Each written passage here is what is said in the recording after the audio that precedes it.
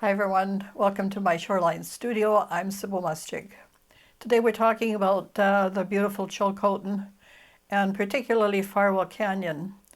Now last fall we were able to get down there and do a nice photo shoot and just wander around. We had a great time, picnicked, and it's a beautiful sight to see for anybody. And we were lucky that the old gang ranch place they had the gate open and we could wander all the way down to the river and through the fields there and the old ranch house. Now that ranch was part of the gang ranch, which was an enormous ranch that a lot has been written about. And I guess they had people who stayed there, and cowboys who roomed there while they were doing their trail drives and so forth. And I believe there's an apple tree in front of the old building. Now I want to show you some of the sites there. These are the Hoodoos, and they're sandstone formations that are spectacular, especially with shadows on them. And this is the old ranch house, bunkhouse, whatever it is. You can wander around in there. There's an old couch and a few things, but it's still in pretty good shape considering such a long time. Now, our interest today is the root cellar. So that's what we're going to be doing to start off with. We will take a transfer of the root cellar, and then we'll work on it with some colored pencils. And these are the water-based, so you can use them like watercolors, or you can use them like pencils. And I used a color that is quite staining, so I suggest you don't use staining colors on your gel plate. I'm going to use this one anyway. It's already on there. After a while, it will probably come off, but I've tried scrubbing and so forth. So be careful with the staining colors. This is a violet, and I think phthalo colors and probably alizarin crimson will stain your plate. So if that worries you, then don't use them. Just use your non-staining colors. Okay, so let's give it a start. First of all, we're going to do the transfer. Now, the First Nations people talked about the sandstone hoodoo area, and they called it the Nag-Wentlet. Probably terrible pronunciation on my part, but anyway, it's a place of rock slides. And as you can see here, there's quite a bit of erosion. And while we were there, we heard this yahooing going on. This is so funny because we couldn't figure out what it was. That we thought people were camped on the river and they were just having a good party. But as it was people cycling down the Hoodoos and screaming all the way down because it's extremely precipitous. And we were hoping to get some footage of it. I think I got the tail end of a bicycle, but that's about all I got. So people go there to have these, I guess you would call them joyrides. I don't know, it seems to be panic. It would be panic rides as far as I'm concerned. However, let's get on with this one here. This is the root cellar. We were able to get in there, and I just loved the way the rocks were, all the different colors, and just the structure, the old structure. It's quite a deep root cellar. And of course, in those days, they didn't have, Save-On and all those grocery stores. They had to put their food aside. So we're going to start off just with black, and we'll do a transfer of this image. And remember, when you do a transfer, less is more. And I'm using a deep teal color. And we'll see how that works. It's a nice contrast. Thought I grabbed the black, but I didn't. But this will work. Okay. And just make sure there's good contact, that you haven't used too much paint, just enough. And if you're lucky, it'll all come out.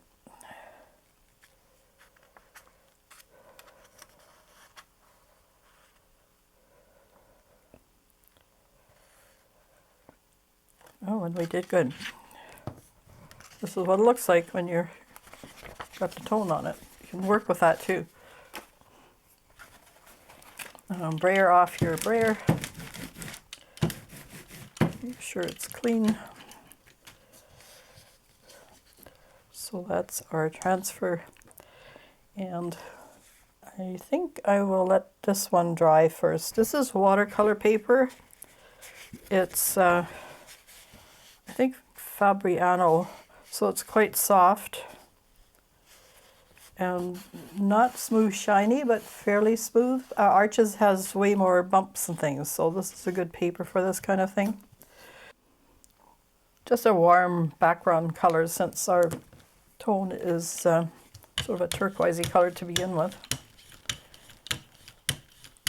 Now, we're using the Amsterdam acrylics for this. They work pretty good for transfers. And it's a good release coat. Work quickly or it dries on you.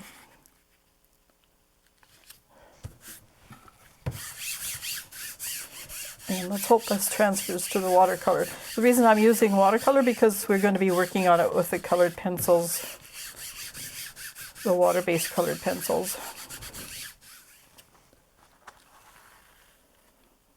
There's a little bit of there. It's okay, we can... It might be the paper sometimes where it doesn't take it up. There could be a little grease spot there.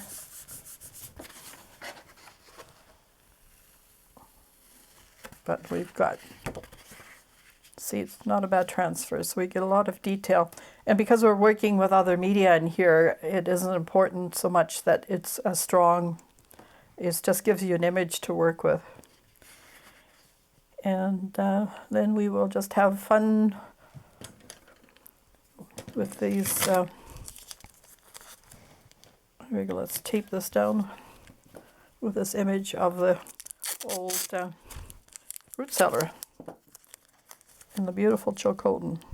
Now you get to the Chilcotin by going to Williams Lake in British Columbia and then taking the highway, Bellacoola Highway, and it's about, what would you say, Josh, about 40-50 kilometers up Sheep Creek Hill. It's a long hill. Make sure you have good brakes. And because you got to come back. Of course, it's very steep down to Farwell Canyon, and you're right by the Chilcotin River there. And then if you go up the next hill and look over the top towards the river, you'll see that ranch. And there's sometimes it's gated, sometimes it's not.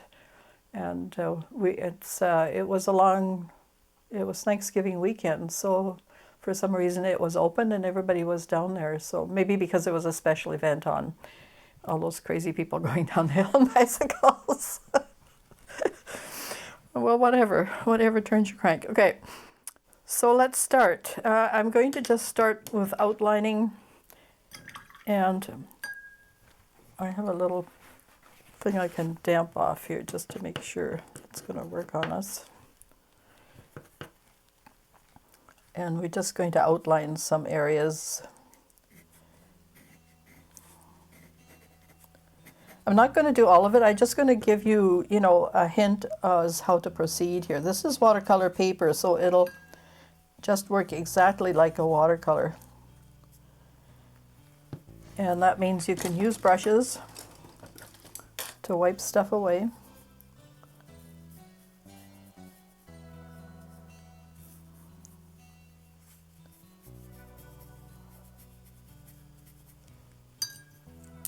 So I would add a little blue in here for the shadow area. So we'll do enough just to give you, the idea of how to go about this. Have a nice little flat brush. And as we're going into this, the depth of this, you don't want to be there late at night. It's really quite creepy. Even in the daytime it was pretty creepy. Yeah, it was pretty creepy even in the daytime, yeah. because it goes in quite deep. It's almost like a mine shaft. Nice shelves. Whoever did it certainly was a good carpenter. Cause nice, lovely shelves in there. And so watercolor pencils work a little bit differently than regular watercolors. So you'll have maybe more evidence of line work, which is fine. And I just want to outline the outside edges of, kind of lost that here. And there's a bit of a little perspective here that you should be concerned about.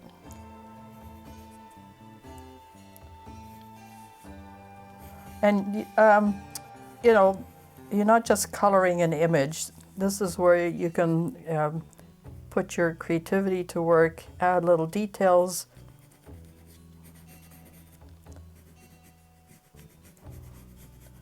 Give it more mystery. You can do cross-hatching.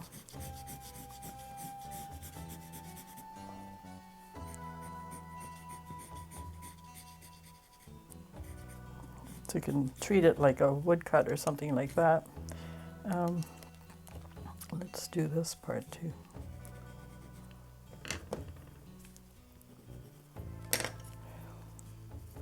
You can soften that if you want.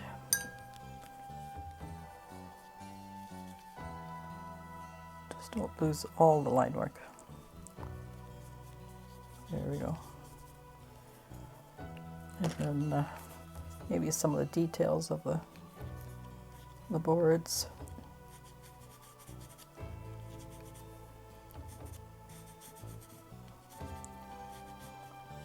Just to give that feeling of it going in there, into the depth.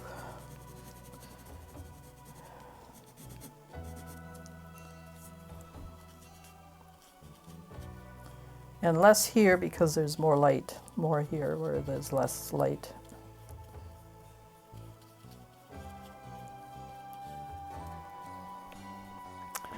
So make it part drawing, part painting. That's the fun part of it.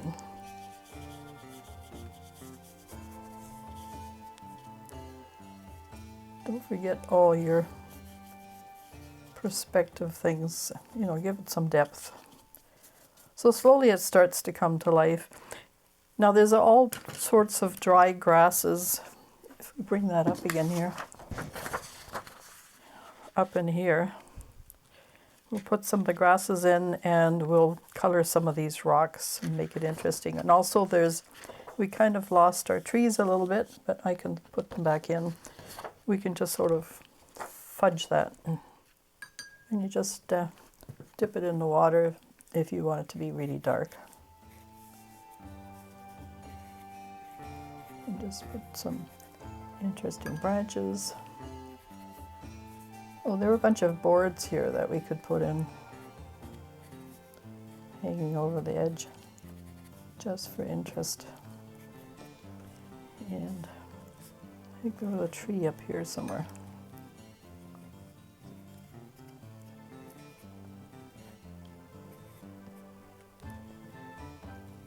And then we'll put some of the grasses in and highlight them. So we have some of that color already, so we just enhance that.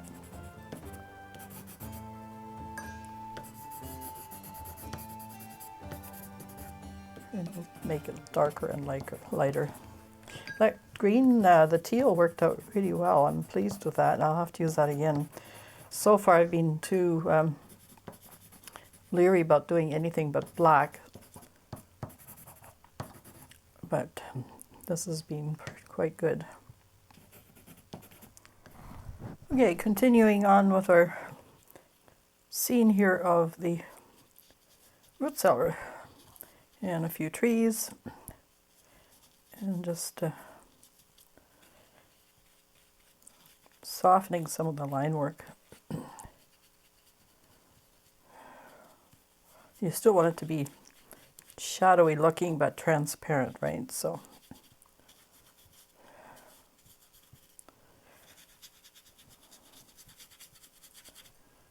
And just like watercolor, you can do glazes if you want.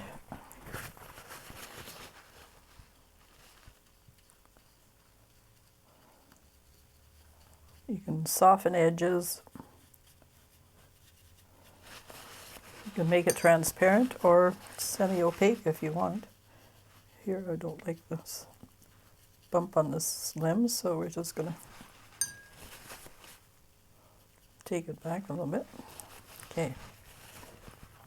Now you do have to be careful because don't forget this is still probably water-based from the, even though it's acrylic, as long as it's still, it takes about 24 hours for an acrylic to be really dry and plastic, so don't get too busy scrubbing. And this is watercolor paper, so scrubbing will lift, you know, the thing off. So, okay, let's start on the rest of the grasses here. Just give it a bit of color, especially where the highlights are here on the hillside. And by serendipity, we have some white marks that didn't print so well, but the light's hitting there, so that could be quite colorful.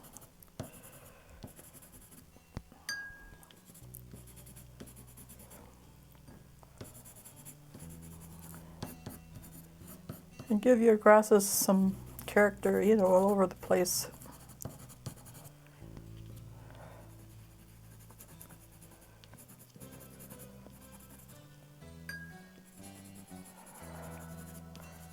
A lot of the background is in a bit of shadows, so you don't have to worry too much about that.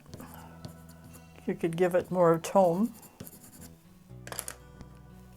Make sure, because we've used a lot of dark colors here, make sure your brush is clean or choose a new brush.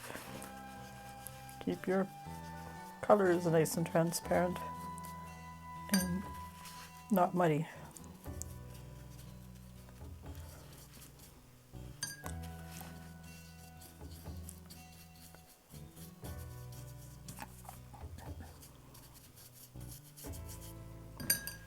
I'm going to just soften back here.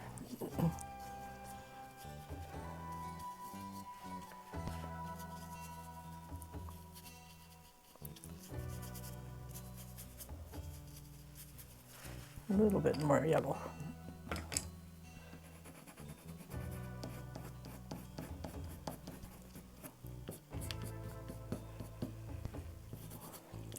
Here where the light is touching too. But we still have rocks to do.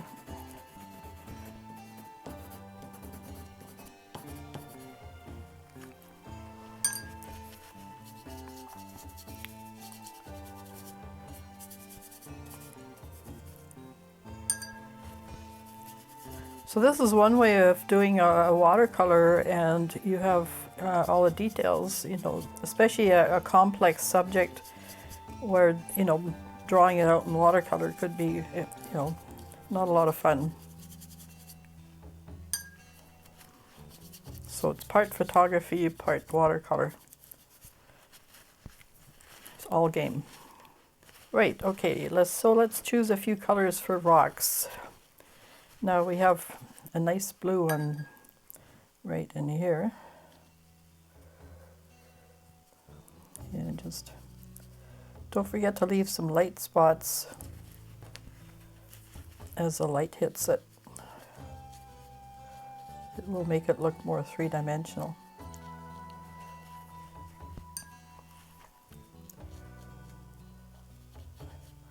And this is an ultramarine type of color, so there. And we could give a bit of an outline with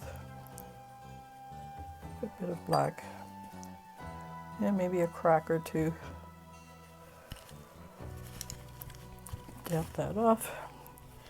And okay, some other nice colors, some browns. Let's make a great big huge brown rock here with a highlight. So give it a wee bit of shape here. Use your brush.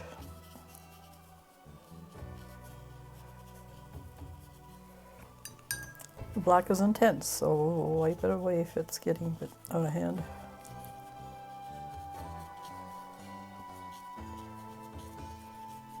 You can use the extra color to work around other rocks.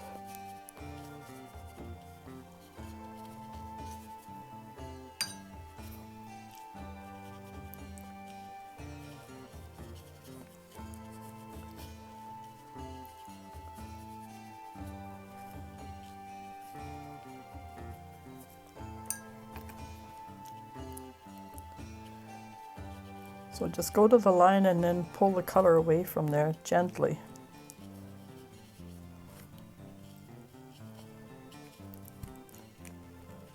And just touch up the color just a little bit.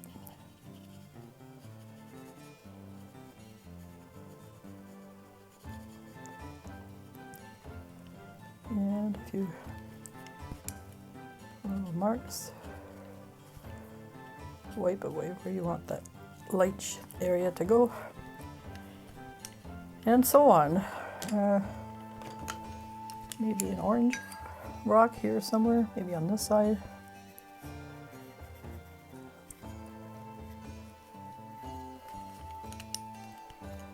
I'm going to go to the gray. That black is really intense.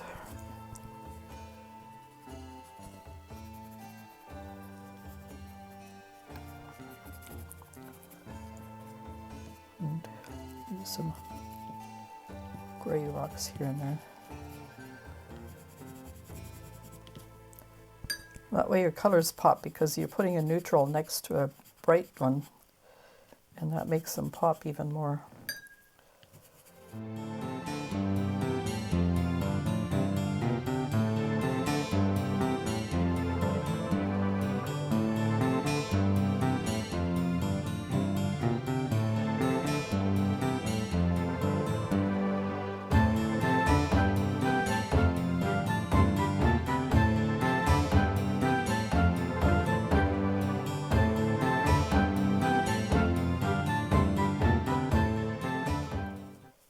Now there's a lot of bushes in front of these rocks, so we're just going to hint at the color.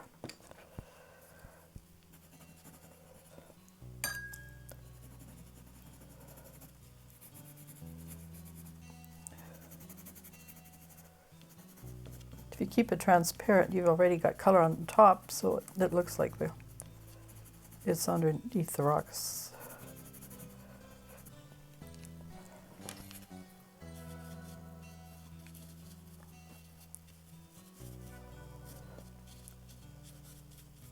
There.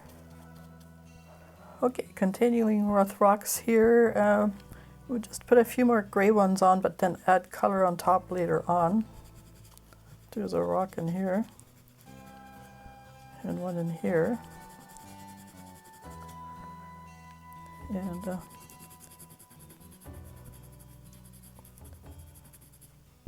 just using it dry for a little bit.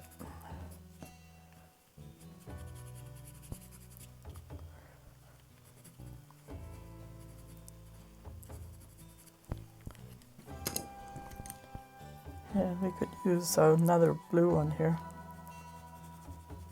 so that the first one doesn't feel lonely. A few more in here.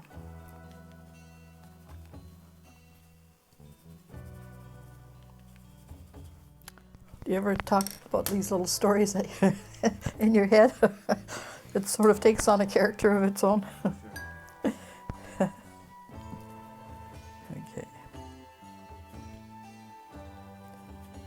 Now again, be careful outlining because it's so intense.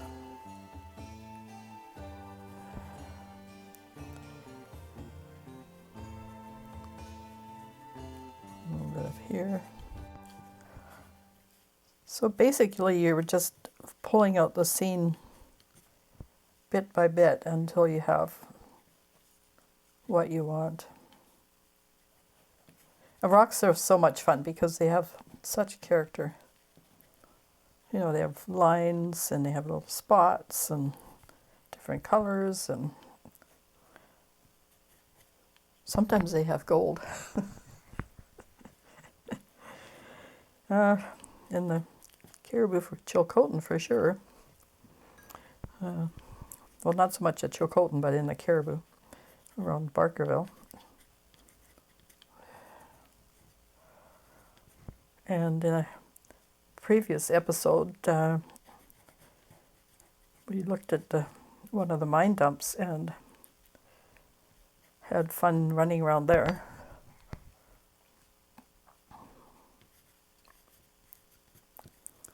So all these sort of rocks sort of start appearing.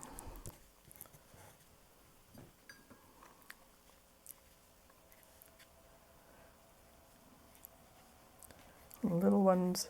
Make sure that, you know, your rocks have, they don't all look the same. Like they're not symmetrical. The next rock is the same looking as the one before it. Each one should be either more angular or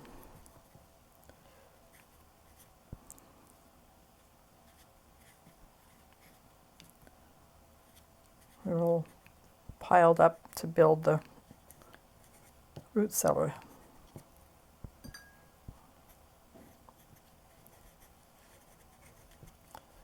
And there's the whole hillside was full of them, so they peek out in between the grasses here and there.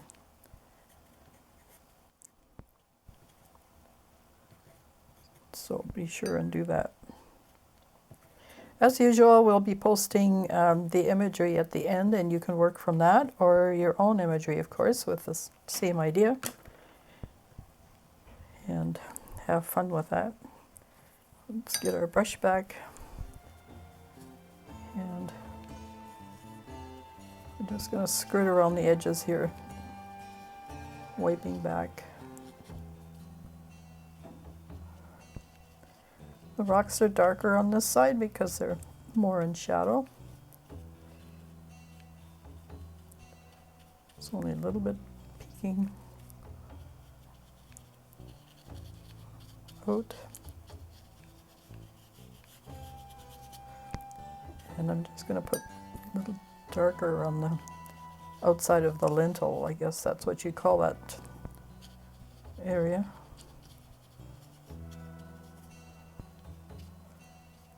And the light's catching here in a few spots, but most of these rocks will be partly in shadow. Okay.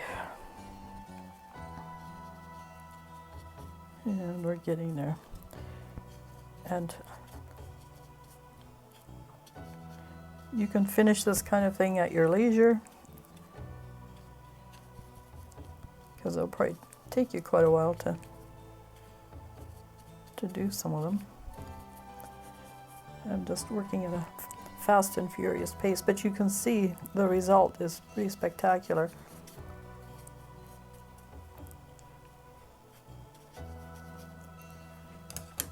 And because we're not doing this on the gel plate, we can use our fuchsia color here and there. Why not?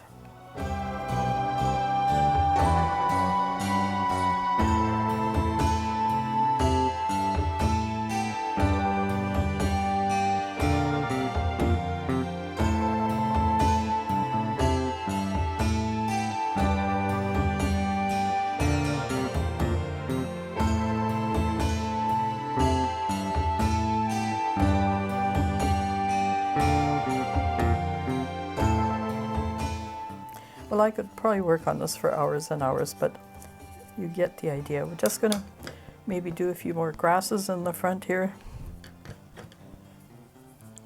And make sure nothing is too intense.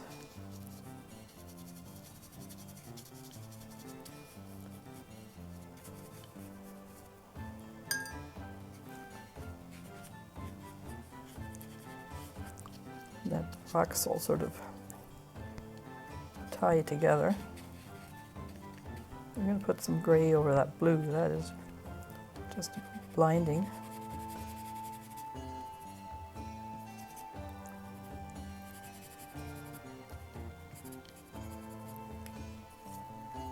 That's better.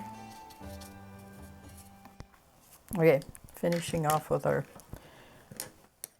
grasses here. I'm just going to scribble.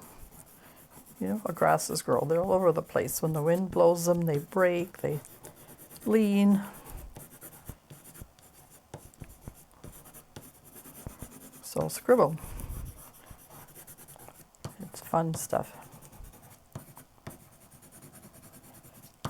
Did your teacher say, don't scribble?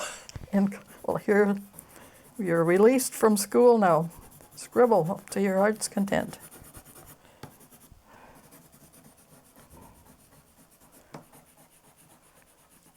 I teach art classes all the time, and I'm happy to tell people to scribble.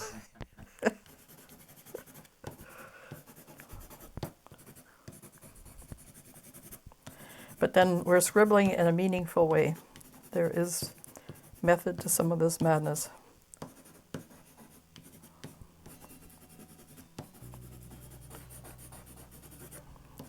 It's a little bit like cross-hatching in a way.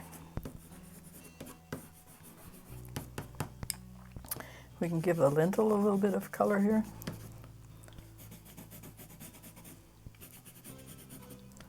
Just to tie everything together.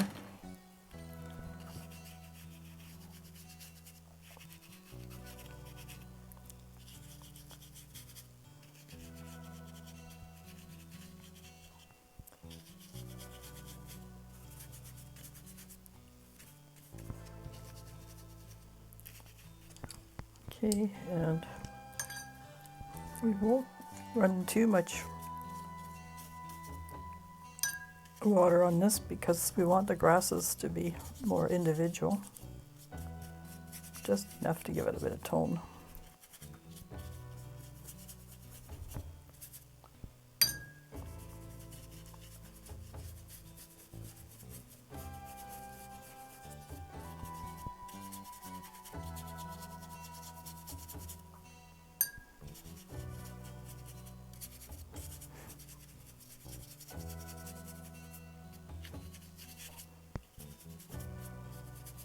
There's not so much light down here, it's more in shadow. That's why I've picked a darker color for the grasses. And in between some of these clumps. All that adds dimensionality to it. Gives your painting some depth. In between yellow, I guess. Because you've wet the paper here, your yellow will work. Okay, we're almost done, so just last little touches.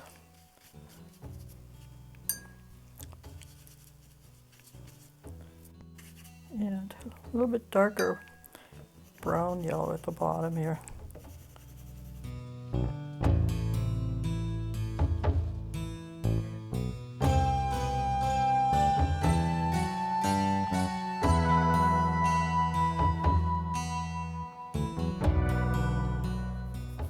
So watercolor pencils are great to, do this kind of drawing painting idea. And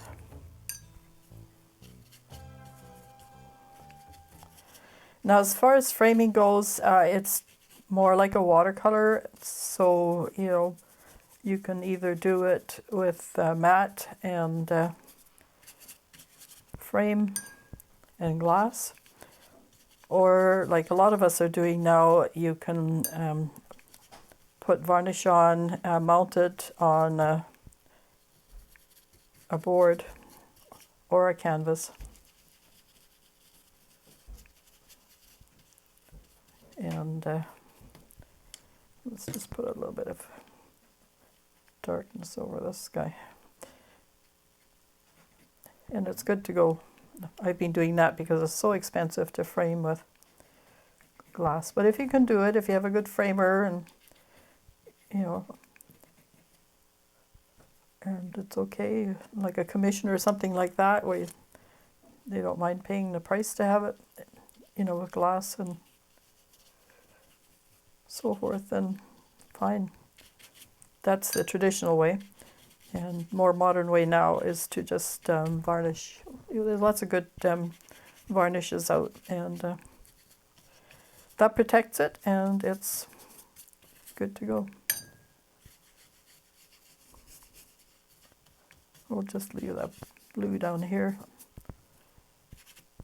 And I haven't done anything up there. We might put a little bit of blue tone. It's just all in shadow in here.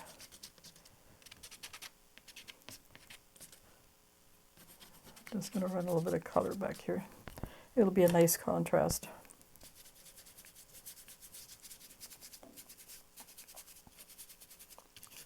And that makes the little grasses stand out a bit more too.